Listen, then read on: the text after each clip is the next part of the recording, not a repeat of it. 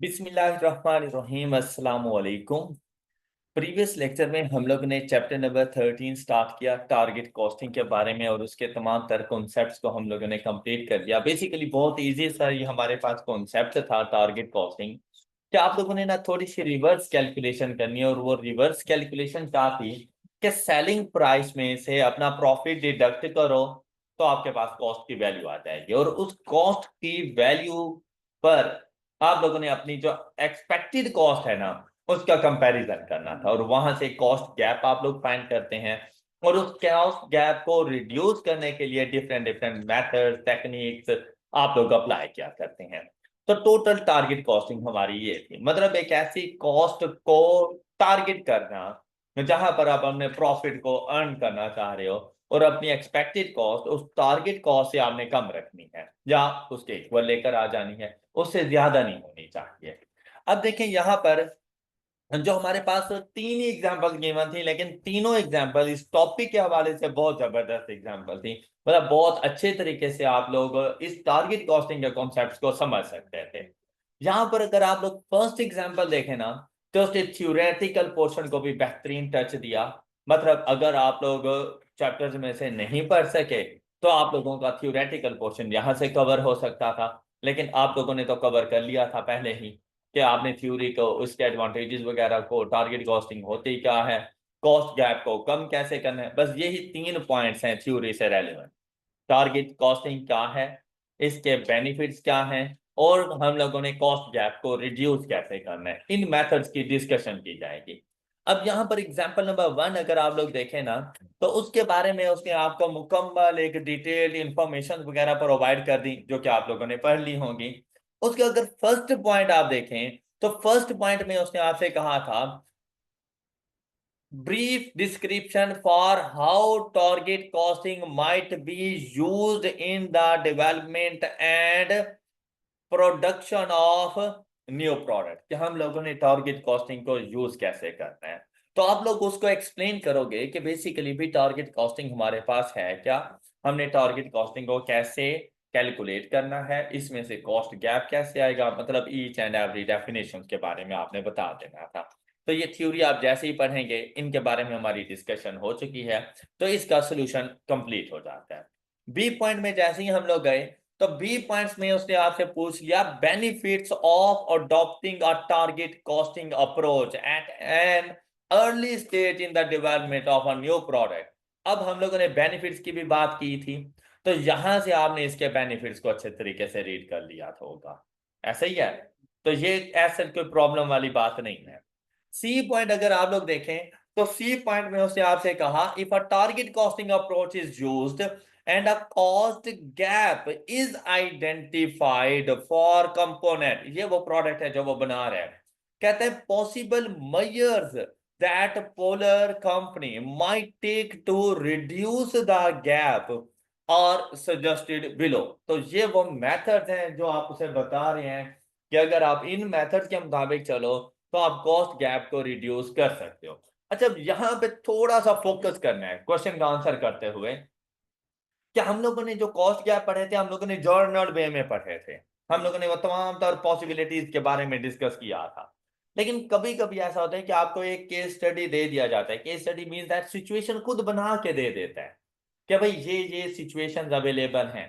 तो जब आपने इस किस्म का कोई आंसर करना हो तो अकॉर्डिंग टू सिचुएशन चलोगे कि जिस चीज के बारे में वो डिस्कस कर रहा है आप उसको उसी चीजों के बारे में बताओगे और वहां से आप अपना आंसर बनाओगे। मतलब फिर जर्नल टर्म में नहीं चलना आप लोगों ने, आपने देखना है कि इसको क्या क्या मुश्किलात फेस करनी पड़ रही हैं, तो आपने उसको बताना है कि भाई अगर आप इस तरह के कुछ स्टेप्स ले लो तो आपका जो कॉस्ट गैप है वो रिड्यूस हो सकता है। इसके सोल्यूशन को अच्छे तरीके से पढ़ लीजिएगा तो आपका कॉन्सेप्ट और ज्यादा क्लियर हो जाएगा। ऑलराइट, नेक्स्ट यहां पर आए और उन्होंने हमें कुछ फर्दर इंफॉर्मेशन प्रोवाइड की। कहते हैं कि ये ले हमारे पास कॉस्ट इंफॉर्मेशन है for the new component of NP19 और वो क्या है। अब ये जरा न्यूमेरिकल डाटा हमारे पास आने लगा। कहते हैं हमारे पास एक पार्ट मौजूद है 1922, each unit of component NP19 requires one unit of part 1922 एक यूनिट बनाने के लिए एक यूनिट ऑफ पार्ट ही चाहिए आपको। फिर कहता है these bought in parts are purchase in batches of 5000 unit. कहता है हम लोग एक एक पार्ट परचेज नहीं कर सकते, हम लोग जब भी परचेज करते हैं ना तो 5000 बैचेस परचेज करते हैं, 5000 का एक ही बैच हमारे पास मौजूद होता है। फिर कहते हैं and is it's purchase cost is rupees each.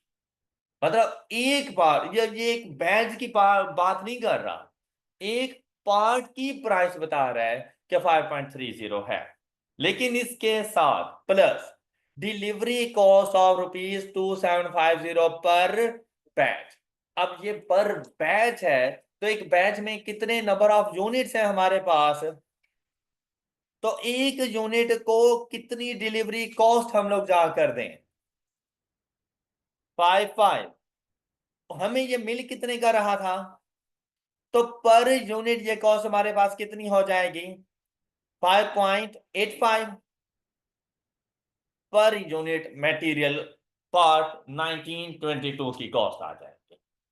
कोई प्रॉब्लम, कोई प्रॉब्लम? ये एक्सपेक्टेड कॉस्ट हम लोग डिटरमिन करने जा रहे हैं, तो एक्सपेक्टेड कॉस्ट पर यूनिट के हिसाब से अगर हम लोग चलें तो 5.85 हमारे पास आएगा। नेक्स्ट देखें, कहते हैं part 1940 each unit of component NP requires 20 centimeter of part 1940, 20 centimeter of part 1940। कहते हैं which cost ₹2.4 पर मीटर। जबकि हम किस में बात कर रहे हैं, तो मतलब मुझे यूनिट्स कन्वर्ट करने पड़ेंगे। फिर देखें क्या कहता है, however it is expected that there will be some wastage due to cutting and that 5% of the purchase part will be lost in the assembly process। अब उस एक यूनिट को बनाने के लिए 20 सेंटीमीटर चाहिए, लेकिन उसमें भी 5% की वेस्टेज है। अब इसकी वैल्यू को हम लोग कैसे डिटरमिन करेंगे, 100 centimetre is equal to 1 metre, 100 centimetre is equal to 1 metre. तो इट मींस दैट अगर मैं 20 को डिवाइडेड बाय 100 करूं तो ये मीटर्स में कन्वर्ट हो जाएगा। तो 20 डिवाइडेड बाय 100 करूं तो ये वैल्यू आ जाएगी 0.2 मीटर मल्टीप्लाइड बाय 2.4, और ये वैल्यू इन टोटल 95% है, क्योंकि ये आफ्टर 5% लॉस है ना। तो मैं क्या करूंगा, मल्टीप्लाइड बाय 100 लेकिन डिवाइडेड बाय 95। ये बात समझ आ गई सब बच्चों को? 20 सेंटीमीटर बेसिकली आफ्टर 5% लॉस है, तो वो 20 सेंटीमीटर बेसिकली 95% हो गया। तो आप अगर चाहो तो 20 centimetre divided by 95 multiplied by 100 कर दो, तो वो वैल्यू 100% आ जाएगी।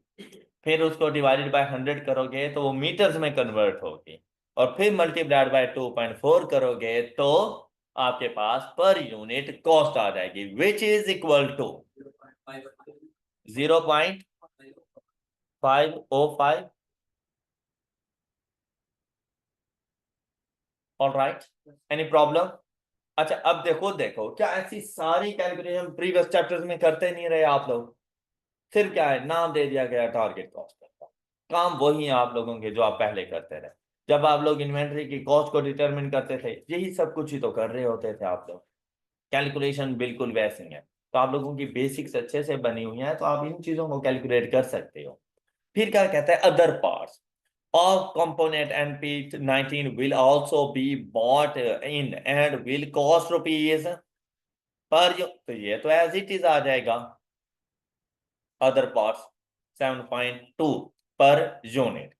असेंबली ऑर्स, अच्छा इस चीज को क्योंकि असेंबली ऑर्स आ गए ना, लेबर्स की बात आ जाए तो लाजमी बात है आइडल टाइम आएगा, मटेरियल की बात आ जाए तो वेस्टेज की बात आएगी, तो इन चीजों को अकाउंट फॉर करना होता है।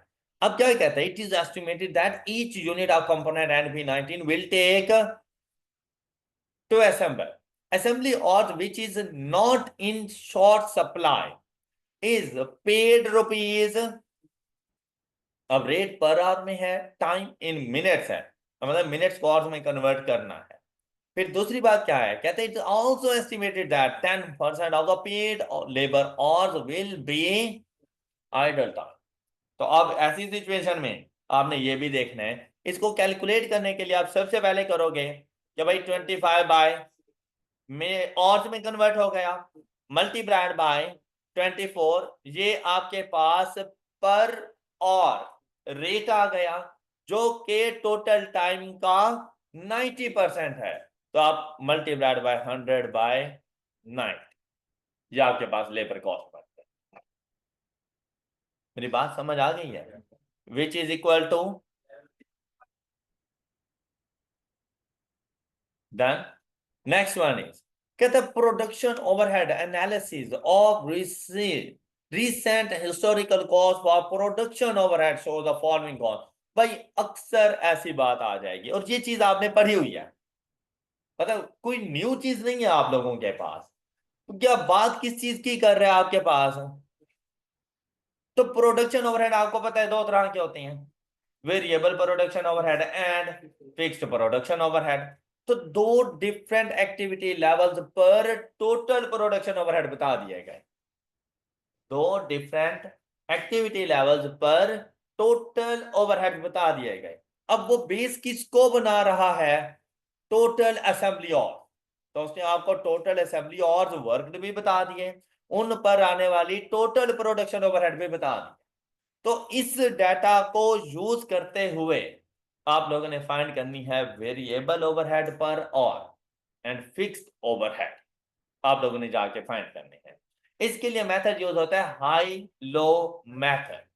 इसलिए वजह है कि उसने हाई लेवल भी बता दिया और लो लेवल भी बता दिया। तो हाई लो मेथड के मुताबिक हम लोग इसमें सबसे पहले वेरिएबल ओवरहेड्स को अलग करेंगे। तो वेरिएबल ओवरहेड्स कैसे आएंगे? हाई लेवल पर total cost 948,000 minus low level की cost divided by high level minus low level. हाँ जी, इसको सॉल्व करें तो वेरिएबल ओवरहेड पर असेंबली और is 9 rupees. Got it? Got it? तो अब आप लोग देखें फिक्स्ड ओवरहेड। तो फिक्स्ड ओवरहेड कैसे आएंगे? इन दोनों में से कोई सा एक लेवल चूज कर लो, जैसा कि 912 इन टोटल है, इनमें से अगर माइनस कर दें टोटल वेरिएबल ओवरहेड तो बाकी फिक्स पोर्शन में आ जाएगा। और टोटल वेरिएबल ओवरहेड कैसे आएंगे? वेरिएबल ओवरहेड पर और multiplied by number of hours. Total में से वेरिएबल ओवरहेड माइनस कर दो तो रिमेनिंग पोर्शन बचेगा आपके पास, ये फिक्स्ड ओवरहेड। आपका बात क्लियर? किसी को प्रॉब्लम? चलिए अब देखें क्या कहती हैं। भाई वेरिएबल ओवरहेड तो आ गए, टोटल असेंबली लेबर और वर्क पेड नहीं, टोटल असेंबली लेबर और वर्क। तो काम उन्होंने कितना वो किया? 25 मिनट्स। 25 मिनट्स पर यूनिट लग रहा है असेंबली और 25 मिनट्स पर यूनिट लग रहा है ना। तो मेरे पास वेरिएबल ओवरहेड पर यूनिट कितना आएगा? ये वेरिएबल ओवरहेड है पर और मैंने कैलकुलेट करना है वेरिएबल ओवरहेड पर यूनिट। तो per unit total assembly time कितना लग रहा है इसको? 25 मिनट। तो जरा कन्वर्ट करो, 25/60 multiplied by 9, the answer is 7। ये वैल्यू है वेरिएबल ओवरहेड्स की पर यूनिट।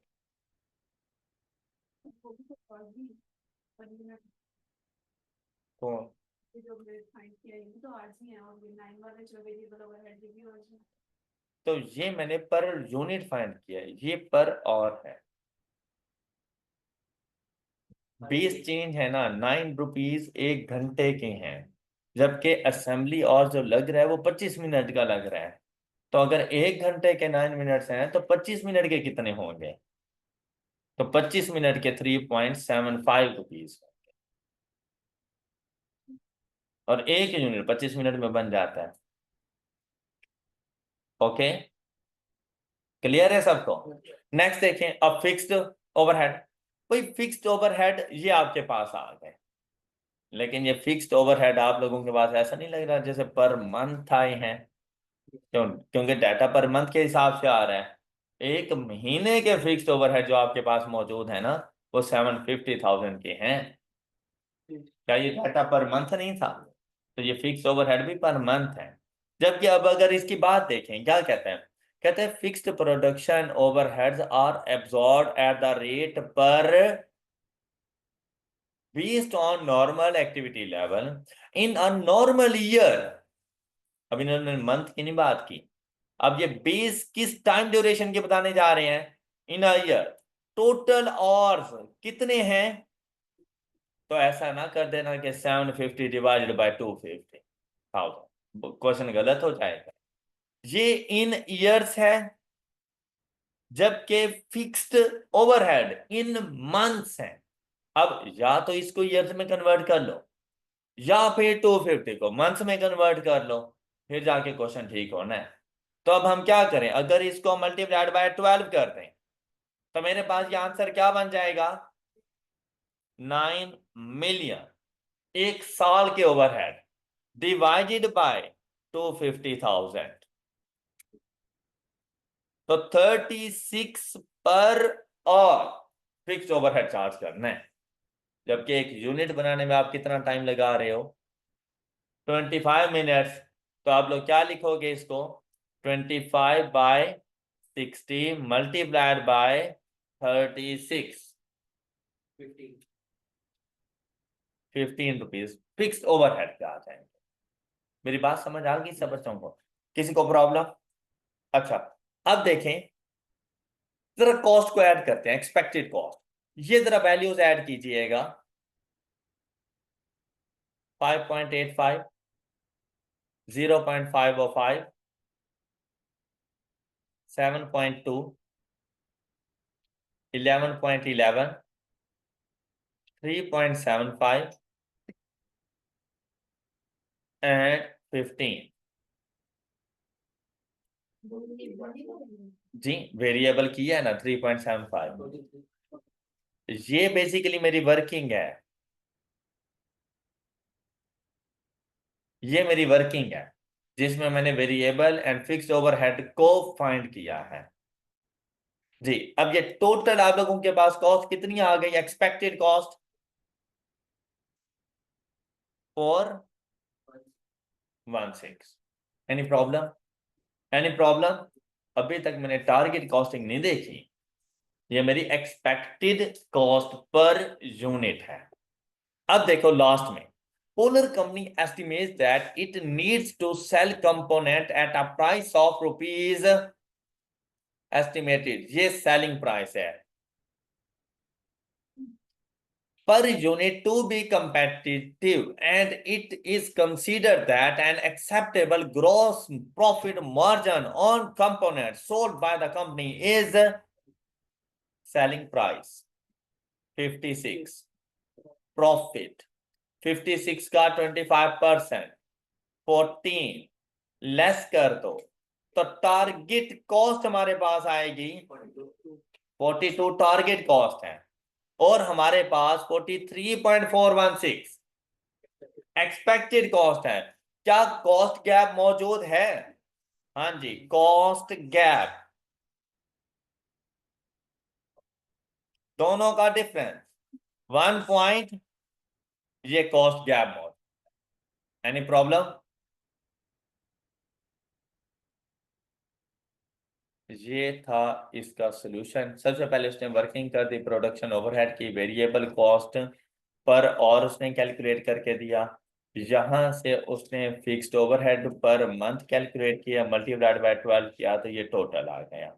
इसको डिवाइडेड बाय 250 किया तो 36 पर असेंबली और फिक्स्ड ओवरहेड एब्जॉर्प्शन रेट आ गया हमारे पास।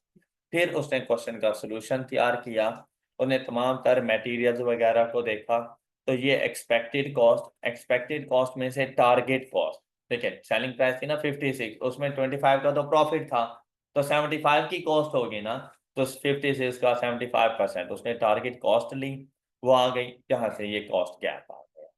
आप इसको अलग अलग कर सकते हैं कि एक्सपेक्टेड कॉस्ट अलग से फाइंड करें, टारगेट कॉस्ट अलग से फाइंड करें, फिर कॉस्ट गैप पर आ जाएं और expected cost minus target cost gap पर। अब जरूरी नहीं है आप इसी को ही ऐसे फॉलो करें, ये बात जरूरी नहीं है, लेकिन अगर आप लोग गौर करें तो आंसर तो हमारे मैच कर गए ना, बस आपने इस तरह से क्वेश्चन को सॉल्व करना है। आई होप कि आपको टारगेट कॉस्टिंग और अच्छे से समझ आ गया होगा। अब हम लोग चलते हैं एग्जाम्पल नंबर 2 पर। एग्जाम्पल नंबर 2 बिल्कुल ऐसी ही, उससे ज्यादा अच्छी एग्जाम्पल हमारे पास मौजूद है। रिक्वायरमेंट्स में from the above information, determination of the discount that HL should obtain in order to achieve the target gross profit would involve following। अब इधर वो कहता है कि भाई टारगेट कॉस्टिंग रखो, कॉस्ट गैप फाइंड करो, कॉस्ट गैप को रिड्यूस करना है, रिड्यूस करने के लिए आपको डिस्काउंट्स मिल रहा है, तो जितना कॉस्ट गैप है आपने उसके मुताबिक बता देना है कि आप अपने सप्लायर से डिस्काउंट कितना लोगे। अगर सप्लायर से उतना डिस्काउंट ले लो तो कॉस्ट गैप रिड्यूस हो जाए। बात समझ आ गई? अब जरा डाटा देखते हैं। अब मतलब क्वेश्चन बिल्कुल वैसे ही था जैसा हम लोग पढ़ने हैं, सिर्फ पूछने का अंदाज बदल गया। मतलब आपने वही कॉस्ट गैप ही फाइंड करके देना है, लेकिन सिर्फ क्या है, उसने पूछने के अंदाज को बदल के रख दिया। अब जरा डाटा को गौर से हम लोग पढ़ते हैं। कहते हैं HL assembles and sells various components of heavy construction equipment. HL is working on a proposal of assembling a new component, और ये component का name है। Based on study of the product and market survey, the following information has been worked out. Projected lifetime sales of the component वो 500,000 की है। फिर क्या कहता है, सेलिंग प्राइस पर यूनिट 11,000 है, टारगेट ग्रॉस प्रॉफिट परसेंटेज 40%। तो अगर यहीं तक हम लोग देखें तो मेरे पास टारगेट कॉस्ट क्या होगी, मेरे पास टारगेट कॉस्ट क्या आएगी 6600, 11,000 का 60%। अगर यहीं तक के डाटा को देखें 6600 टारगेट कॉस्ट आएगी, और अगर टोटल टारगेट कॉस्ट की बात करें तो भाई यूनिट के साथ मल्टीप्लाई करवा देंगे, अदरवाइज ये एक यूनिट की टारगेट कॉस्ट थी। ओके हो गई बात? अच्छा फिर देखो, information about cost of production of new component is as follows. जैसा कि कहते हैं 1 unit of the product would require, उसमें पार्ट नंबर गिवन है, उसके लिए नेट क्वांटिटी बताई 1 यूनिट 1.5 किलोग्राम एंड 1 यूनिट, साथ में उनका रेट बता दिया, कॉस्ट पर यूनिट या किलोग्राम जो हमारे पास मौजूद है उसने वो हमें बता दिया। फिर इंफॉर्मेशन आई, कहता है the above parts would be imported in a lot for production of 1000 units of the product. मतलब जब भी हम लोग ये लॉट मंगवाते हैं ना, तो 1000 यूनिट्स बनाने के लिए एक लॉट हमारे पास मौजूद होती है, जबकि हमने बनाने कितने हैं 500,000 यूनिट्स बनाने हैं, तो मतलब 500 लॉट्स मंगवानी पड़ेंगी हमें। ओके, नेक्स्ट देखो क्या कहता है, कहता है कस्टम ड्यूटी। अब जैसे इंपोर्ट करते हैं लॉट्स हमारे पास आती हैं तो उसके ऊपर कस्टम ड्यूटी बढ़ जाती है।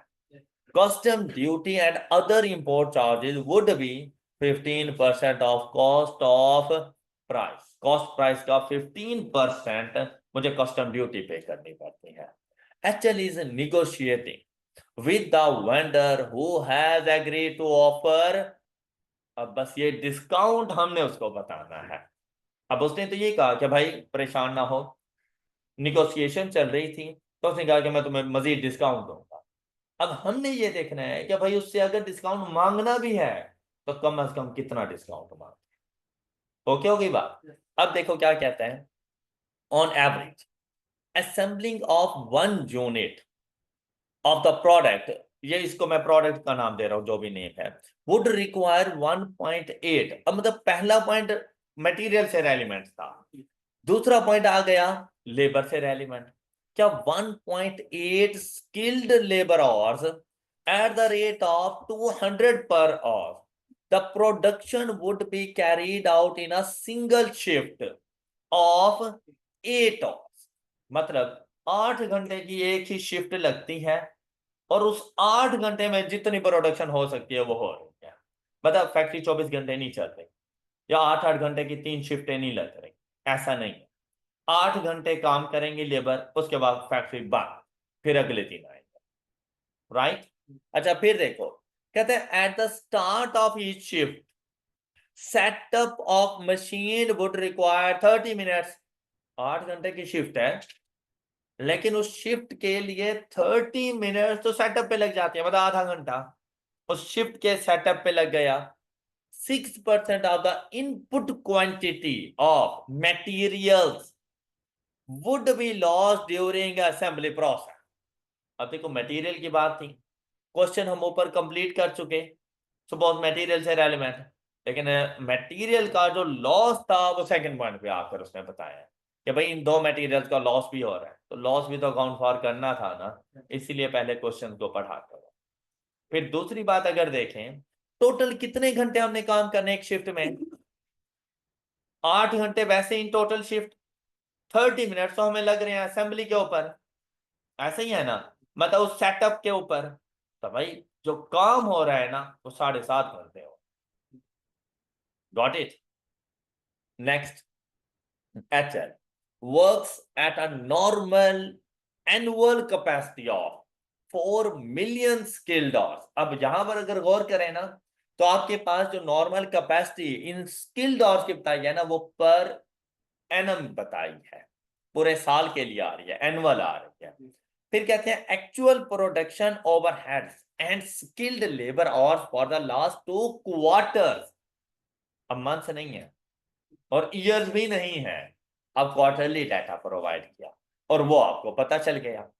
टोटल असेंबली और गिवन है, प्रोडक्शन और गिवन है। फिर क्या कहता है, इस डाटा से हमें वेरिएबल ओवरहेड पर hour and fix production overhead का पता चलेगा।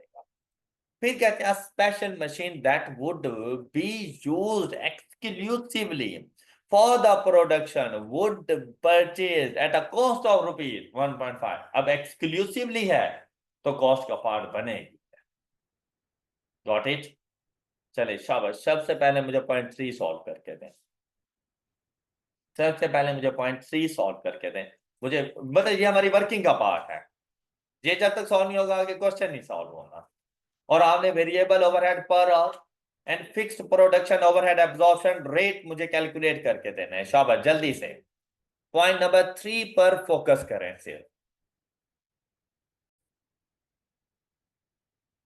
तो आपके पास वेरिएबल ओवरहेड आ रहे हैं 24 rupees per hour and the fix overheads are 42.8 per और। ऑलराइट, अच्छा ये इस तरह से आएंगे कि variable overhead is equal to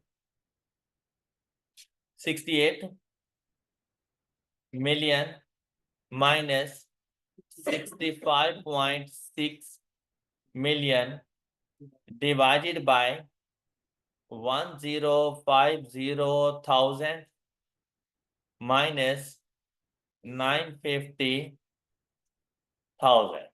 The value is 24। अब दोनों में से कोई सा एक लेवल उठा रहे, और जैसे कि 950 वाला, तो इसके टोटल हमारे पास आ रहे हैं, फिक्स्ड कॉस्ट फाइंड करना, फिक्स्ड कॉस्ट टोटल आ रहा है 65,600,000। इसमें माइनस कर दो वेरिएबल ओवरहेड्स 950, तो फिक्स्ड ओवरहेड हमारे पास आ गए।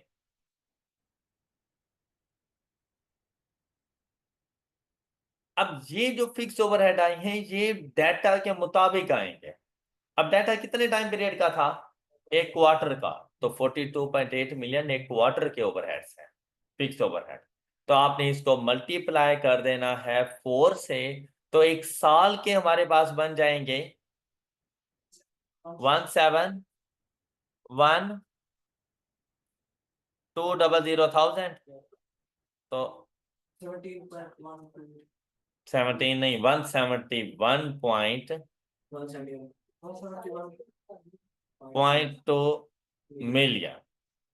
ओके, अब ये पूरे साल के आ गए फिक्स ओवरहेड, डिवाइडेड बाय करेंगे इसको 4 मिलियन से, तो हमारे पास FOAR fixed overhead absorption rate आएगा 42.8 पर आवर।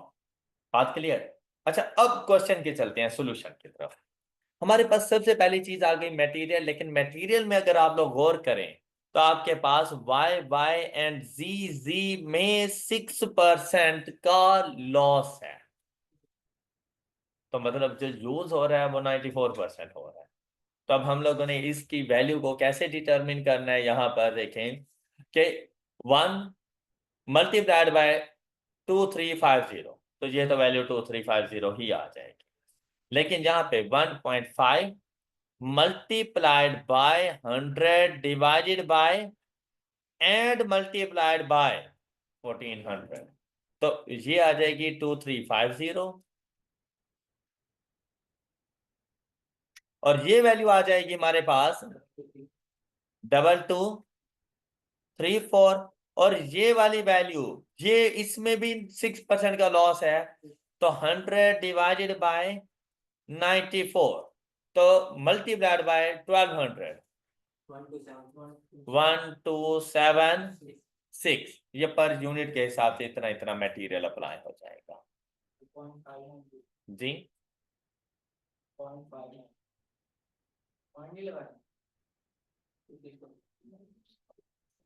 1276.59। ओके, अच्छा अब ये टोटल कितना, 58.59। भाई ये वो कॉस्ट है जो आप लोग उधर पे कर रहे हो, ये वो कॉस्ट है जो आप लोग उधर पे कर रहे हो, लेकिन जैसे ही ये लेकर आते हो इस पर कस्टम ड्यूटी पड़ जाती है, और कस्टम ड्यूटी कॉस्ट की प्राइस का 15%। तो अब इसमें ऐड करोगे custom duty eight the rate of 15%, तो वैल्यू आएगी आपके पास 879 जी। और अब इसको ऐड कर लें, 673.9 ऊपर 59 है, नीचे 68, इसके साथ कोई थी वैल्यू?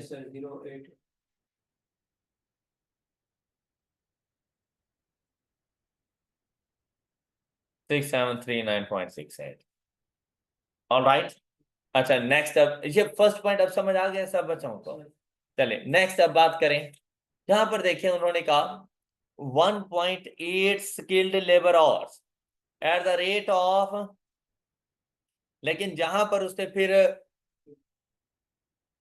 1.8 की पेमेंट तो हम लोग करेंगे ना, तो 1.8 इंटू 200,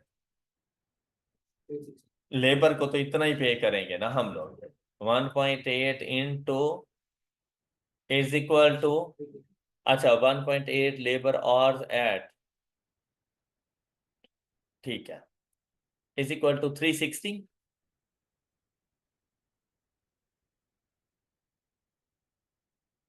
उसके जी, सेटअप कॉस्ट अलग से लिख लेते हैं ना, पहले ये लेबर कॉस्ट हमारे पास आ गई 1.8 इंटू 200 इज इक्वल टू 360। अब इधर हमारे पास आ गया at the start of each shift setup of machines would require 30 minutes। अब हमें ना ये देखना पड़ेगा कि टोटल सेटअप्स कितने होते हैं, तो जैसे ही उसने कहा था कि टोटल नंबर ऑफ यूनिट्स हमारे पास कितने आ रहे थे, आवर डेली रहेगी ना, 8 आवर में मतलब वो 30 मिनट की वो है। 8 आवर्स में 30 मिनट्स की है, हाँ जी। डिवाइड कर दें, डिस्ट्रीब्यूट कर देते हैं 0.5 hour, 8 divided by 8 divided bye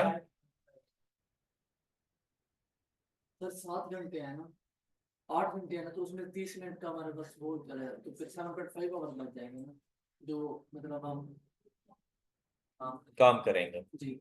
हाँ जी, तो 0.5 की जाके कॉस्ट को डिटरमिन कर लेते हैं।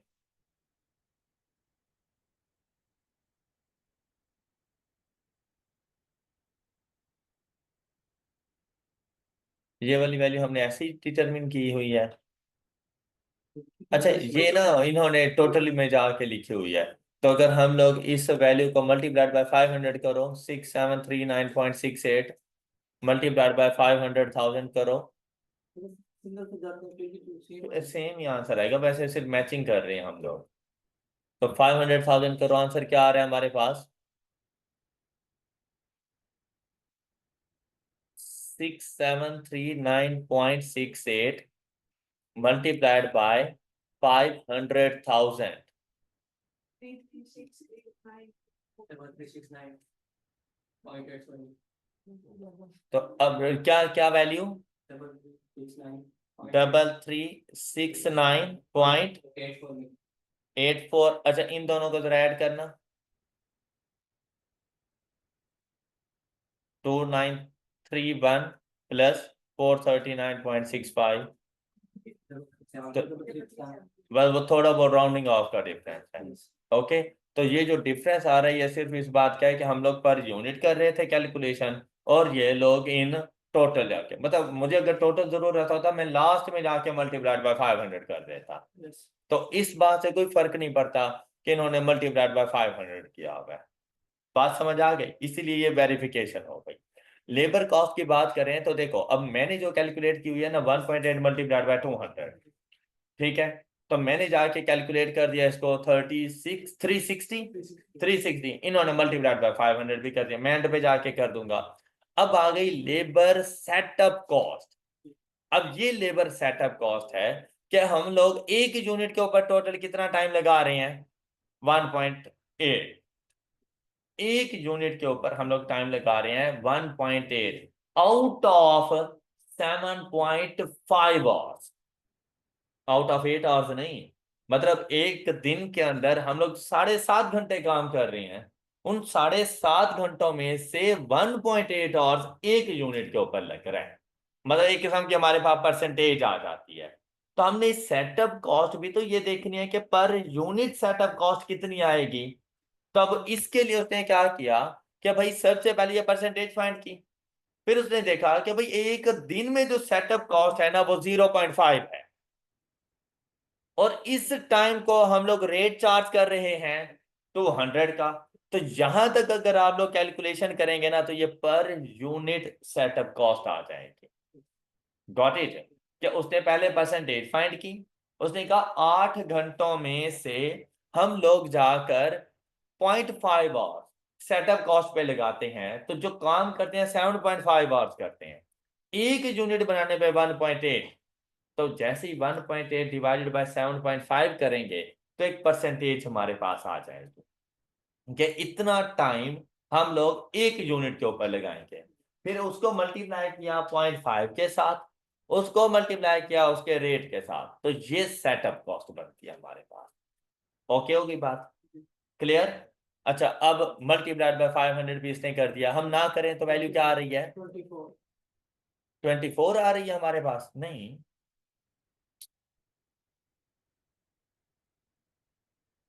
नहीं वैसे हमारे पास 20, ठीक है, वो हमारे पास 24 रुपीज होगी और उसने 12 मिलियन लिखा हुआ है। नहीं नहीं, मल्टीप्लाइड बाय 500 अभी नहीं करना, उसके बाद गैर भी 12 आ रही है। 24 है। अच्छा, 360 की समझ आ गई। उसके बाद सेटअप कॉस्ट हमारे पास आ रही है। हम लोगों ने इसको कैलकुलेट किया सेटअप कॉस्ट को 1.8 डिवाइडेड बाय 7.5 मल्टीप्लाइड बाय 0.5। अब देखो ये बेसिकली टाइम आ जाता है कि एक यूनिट के ऊपर सेटअप कॉस्ट कितना टाइम लगेगा, एक यूनिट का सेटअप कॉस्ट कितना टाइम लगेगा, and multiplied by rate is equal to 24, एक यूनिट पर 24। बात क्लियर हो गई? Yes. अच्छा, पॉइंट 2 हो गया। पॉइंट थ्री की बात करें तो 24 पर और, जबकि हम लोग टाइम कितना यूज कर रहे हैं 1.8, तो 1.8 इंटू 24, तो हमारे पास ये वेरिएबल ओवरहेड्स आ जाएंगे। कितनी अमाउंट के बनेंगे? 1.8 into 24 is equal to 43.2 and 1.8 into 42.8, 77.04, ये वैल्यू। Any problem? अच्छा, इसके बाद ये वाली कॉस्ट आ जाएगी, purchase of cost of ₹1.5 million, तो ये भी तो तमाम नंबर ऑफ यूनिट्स के लिए है ना, और टोटल नंबर ऑफ यूनिट्स कितने हैं 500,000, तो ये जो कॉस्ट है पर यूनिट हमारे पास कितनी बनेगी 1.5 million divided by 0.5 million is equal to 3 rupees per unit जाएगी। क्लियर होगी बात? अच्छा, अब जाकर जरा इन कॉस्ट को ऐड कीजिएगा। अब ये टोटल कॉस्ट आपके पास कितनी बनेगी, देखें यहां से आप ऐड करें इसको ना 6740 कर दो, राउंडिंग ऑफ खत्म करो यार। क्या चलें, अगर रख भी लें आगे भी हम लोग यूज करें 6739.68 plus 360 plus 24 plus 43.2 plus 77.04 plus 3 724 6.92, ये मेरे पास बन रही है expected cost per unit, expected cost per unit, जबकि मेरे पास टारगेट कॉस्ट कितनी थी 6600, तो मेरे पास कॉस्ट गैप कितना आ गया है, इन दोनों के दरमियान डिफरेंस, कॉस्ट गैप कितना आ गया मेरे पास 647 कर देता हूं, राउंड ऑफ कर दिया है। क्वेश्चन के कॉन्सेप्ट को समझो, पॉइंट्स के पीछे ना भागो। 647 का कॉस्ट गैप आया है, तो मुझे डिस्काउंट कितना लेना चाहिए, का नहीं लेना चाहिए, क्योंकि इस पे कस्टम ड्यूटी है। अगर कस्टम ड्यूटी ना, यही तो क्वेश्चन का पॉइंट था कि अगर आपने सिर्फ कॉस्ट गैप को फाइंड करके बता दिया ना कि भाई इतने का डिस्काउंट ले लो, तो आपने गलत किया, इस पर कस्टम ड्यूटी थी। तो अगर आपका सप्लायर इससे भी कम अमाउंट पे पे करेगा, तो भाई आपको कस्टम ड्यूटी भी तो पे नहीं करनी पड़ेगी। अगर आप डिस्काउंट इस अमाउंट का लोगे ना, तो आप अपनी टारगेट कॉस्टिंग से भी नीचे आ जाओगे। Got it? तो बेसिकली आफ्टर 15% कस्टम ड्यूटी, ऐसा नहीं है जैसे ये वाली अमाउंट 115% है, तो 100% उसको फाइंड कर लो। 647 डिवाइडेड बाय 115 मल्टीप्लाइड बाय 100, तो मैं उससे डिस्काउंट कितनी अमाउंट का लूं 563, ये मैं उससे जाके डिस्काउंट। ओके, इन्होंने क्या कहा,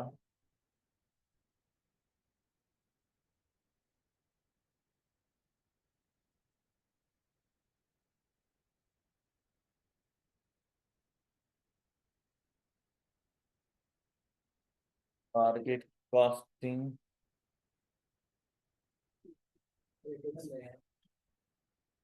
टोटल की टर्म्स में।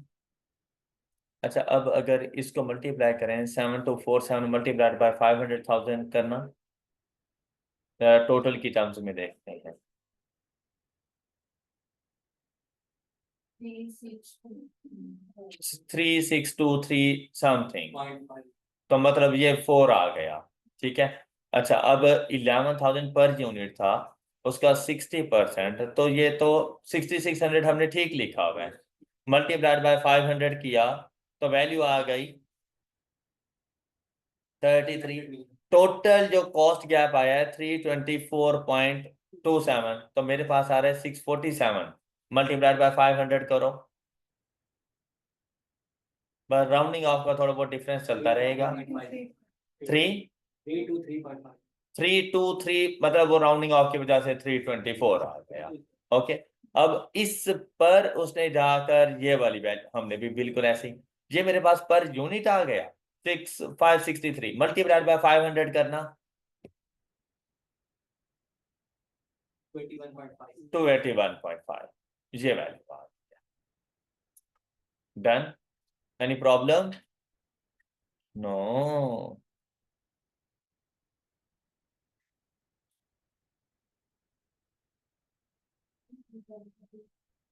हम ये जो 100% लेके गए हैं डिस्काउंट को, इसलिए से लेके गए हैं ताकि हम जो इम्पोर्ट ड्यूटी पे करें तब उसका ये आएगा। जी जी, इंपोर्ट ड्यूटी का तो देखो, इंपोर्ट ड्यूटी लग रही है कॉस्ट ऑफ द वैल्यू के ऊपर, ठीक है। अब क्या उसका मेरे सप्लायर से कोई ताल्लुक है? अब मेरा सप्लायर तो मुझे 100 रुपए की एक चीज दे रहा है, जबकि मुझे वो पड़ी है 115 रुपए की, मैं उसे डिस्काउंट या 115 रुपए से जाके लूँ? मैं उसे कहूंगा यार तुम 100 रुपए का ही डिस्काउंट दे देना, तो जब वो 100 रुपए वैल्यू कम करेगा तो उस पर इंपोर्ट ड्यूटी तो ऑटोमेटिकली नहीं भरनी। तो ये जो वैल्यू है ना कॉस्ट गैप, इसमें इंपोर्ट ड्यूटी शामिल थी, तो आपने ना इसमें से इंपोर्ट ड्यूटी को माइनस कर देना है और आपने बाकी वैल्यू बता दी। ओके, अच्छा, फिर अभी हमने सारी कैलकुलेशन पर यूनिट के हिसाब से की, लानी बात है आप लोगों ने भी ऐसे ही करना है। तो उससे हम लोग परचेजिंग तो सारा मटेरियल मंगवा रहे हैं 500 यूनिट्स के लिए, एंड पे जाकर मल्टीप्लाइड बाय 500 करके उसे बता देना कि पर यूनिट डिस्काउंट तो ये है, लेकिन आपने उसको टोटल के बारे में बताना है, तो इस अमाउंट को multiplied by total number of units कर देना, बता देना टोटल डिस्काउंट आपने इतना देना। Any problem? चलें, गुड। एग्जाम्पल नंबर 2 अच्छे से समझ आ गई होगी सब बच्चों को। चलिए अब डिस्कस करेंगे हम लोग एग्जाम्पल नंबर 3। एग्जाम्पल नंबर 3 भी बिल्कुल वैसी ही है जैसे एग्जाम्पल नंबर 2 सॉल्व की, बल्कि अगर 1 एंड 2 आपने कर ली ना तो 3 प्रॉब्लम नहीं क्रिएट करती। यहां पर देखें हमने करना क्या है, कहते हैं the expected cost per radio and any cost gap that exists would be calculated as follows। मतलब अब हमने एक्सपेक्टेड कॉस्ट बतानी है, साथ में कॉस्ट गैप बताना है, और कॉस्ट गैप कब आएगा? जब टारगेट कॉस्टिंग साथ में होगी। अच्छा, अब इसके लिए जो डाटा गिवन है, कहते हैं fintech company assembles and sells many types of radios. It is considering to apply target costing for one of its new product, which includes technology advancement. Following data is provided for calculation of estimated cost of production. The selling price of rupees 2500 has been set in order to compute with similar radio on market that has comparable features of fintech company intended product. The board have agreed that the acceptable margin after allowing for all production cost should be 20%। तो target cost कितनी होनी चाहिए? 2500 का 80%, विच is equal to 2000। ये target cost है। Alright, चलिए अब चलते हैं एक्सपेक्टेड कॉस्ट की तरफ। यहां से एक्सपेक्टेड कॉस्ट स्टार्ट हो जाएगा। एक्सपेक्टेड कॉस्ट के लिए अब आपसे क्या कह रहे हैं, कहते हैं component 1 circuit board। These are bought in at cost rupees 410। They are bought in batches of for an additional delivery cost of rupees this, तो divided by 4000, तो पर यूनिट आपके पास कॉस्ट आ जाएगी 60 रुपीज, डिलीवरी चार्जेस 410 का वैसे वो मिल रहा है, तो टोटल कॉस्ट कितनी आ जाएगी इस कंपोनेंट की? Per unit 470। मेरी बात समझ आ गई होगी, प्रीवियस क्वेश्चन में भी ऐसा ही पॉइंट था। कंपोनेंट 2 है वायरिंग। कहते हैं in an ideal situation 25 centimeter of wiring is needed for each complete radio. However, there is some wastage involved in the process as wire is occasionally cut to the wrong length or is damaged in assembly process. Fincha company estimated that 2% of the purchase wire is lost in the assembly process. Wire cost rupees 50 per meter to buy. ऐसा नहीं है जैसे question number 2 के किस्म की revision करवा रहा है, सिर्फ थोड़ा सा नया डाटा दे दिया। क्या करेंगे हम लोग, 25 सेंटीमीटर डिवाइडेड बाय 100 तो मतलब ये 0.25 मीटर बन जाएगा। बात समझ आ गई ना? 0.25 मीटर मल्टीप्लाइड बाय पर मीटर रेट कितना है, और इस पर 2% का लॉस है, 100 डिवाइडेड बाय जी वैल्यू है 75 6 कर लो ये। ओके हो गई बात, वैल्यू की कैलकुलेशन आ गई। अदर मटेरियल तो एज इट इज A10 लिख लें। Then assembly laborers, these are skilled people who are difficult to recruit and retain. Penta company has more staff of this type than needed but is prepared to carry this extra cost in return for the security it gives the business. It takes 30 minutes to assemble a radio and the assembly works are paid rupees 1260 per hour. It is estimated that 10% of the hours paid to the assembly worker is for idle time. क्या कहेंगे और क्या करेंगे, 60 multiplied by 1260 multiplied by 100 divided by, शाबाश good. अब देखो labour कैसे finger tips पे है आप लोग, और जब लेबर पढ़ रहे थे तब कितना मुश्किल काम होता था ना। अब देखो कितनी आसानी से जो मर्जी कैलकुलेशन करके दे देते हो। एंड द वैल्यू इज 700, ये वैल्यू आपके पास आ गई, कोई प्रॉब्लम?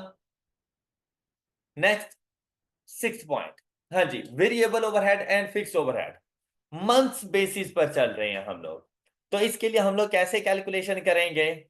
वेरिएबल ओवरहेड्स की अगर हम लोग बात करें तो 70 minus 62 is equal to 8 divided by 8 million का difference divided by 230 minus 190 is equal to 40,000, मतलब 0.04 मिलियन 40,000। हाँ जी, तो variable overheads per hour 200 got it. तो वेरिएबल ओवरहेड आ जाएंगे 200 मल्टीप्लाइड बाय टोटल असेंबली और कितने 30 minutes multiplied by 30 by 60 is equal to 100। Okay, तो अब हमारे पास फिक्स्ड कैसे आ जाएंगे, तो 190 को मल्टीप्लाइड बाय 200 करें तो 380 3.8 मिलियन। 200 ये 30 मिनट्स लग रहे हैं ना एक के ऊपर, और ये है पर और के हिसाब से, तो 200 मल्टीप्लाइड बाय 30 बाय 60, तो आधा घंटा बन गया ना। 1 घंटे के अगर 200 रुपए हैं तो आधे घंटे के 100 रुपए होंगे जी। असेंबली टाइम लिया है हम लोगों ने। ये बात समझ आ गई? अच्छा, वो 3.8 मिलियन था, 62 में से 3.8 मिलियन माइनस करते हैं 58 पॉइंट कितना 3.8, तो 58.2 क्या कर रहे हो, 62 मिलियन है ना, इसमें से 3.8 मिलियन माइनस कर दें तो हमारे पास आंसर आएगा 58.2 मिलियन। 62 है ना इन टोटल, 290 मल्टीप्लाइड बाय 200, देखो ये वैल्यू क्या आ रही है हमारे पास 38 मिलियन। ठीक है, 3.8 नहीं 38 मिलियन, तो 38 मिलियन 62 में से 38 मिलियन गए तो बाकी 24 मिलियन हमारे पास फिक्स्ड। अच्छा, इन देखो, in a typical year 2.4 million assembly hours will be worked by a fintech company. तो ये 24 मिलियन पर मंथ है, multiplied by 12 divided by 2.4 million, तो ये पर आवर रेट आ जाएगा। ये बात समझ आ गई? तो 120 multiplied by 30 by is equal to 60। Done. तो अब आप लोगों के पास वैल्यू क्या बनेगी? हाँ जी, इनको जरा ऐड कीजिएगा 470 से, ये टोटल वैल्यू आपके पास क्या बन रही है? 21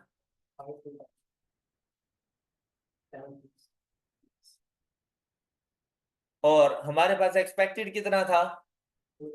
तो सॉरी, टारगेट था 2000 का, एक्सपेक्टेड है 2152। तो ये गैप कितना आ जाएगा? Cost gap 152.76।